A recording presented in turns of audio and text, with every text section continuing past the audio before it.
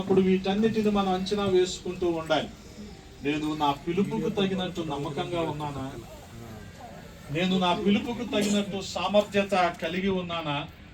మనం అర్థం చేసుకున్నప్పుడు, అంచనా వేసుకున్నప్పుడు, పరిశీలన చేసుకున్నప్పుడు ప్రభు ఖచ్చితంగా ఆ పిలుపుకు తగినట్టు మనల్ని వాడుకుంటాడు.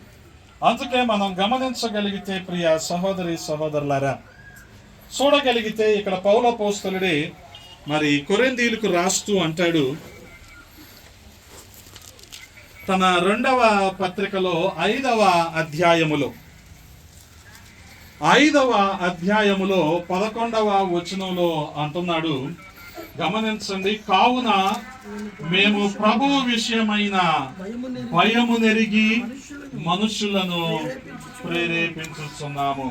మేము దేవునికి ప్రత్యక్షపరచబడిన వారము, మీ మనస్సాక్షులకు కూడా ప్రత్యక్షపరచబడి ఉన్నామని నమ్ముచున్నాము.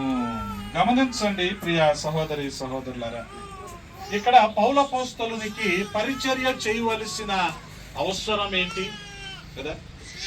ఒక వ్యక్తి ఉద్యోగం చేస్తున్నాడంటే ఆ ఉద్యోగం చేయవలసిన అవసరత ఏముందని మనం అడిగామనుకోండి, ఏం చెప్తాడు?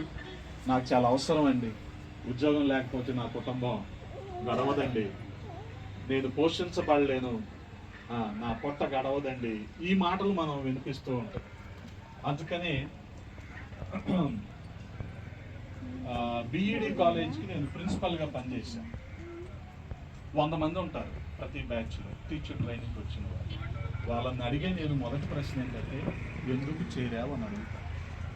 కొంతమందికి రగిలిపోతుంది, మా డబ్బులు మా ఇష్టం, మేము ఫీజు కట్టి చేరి, ఫీడేంటి ఎందుకు చేరావు అంటారు.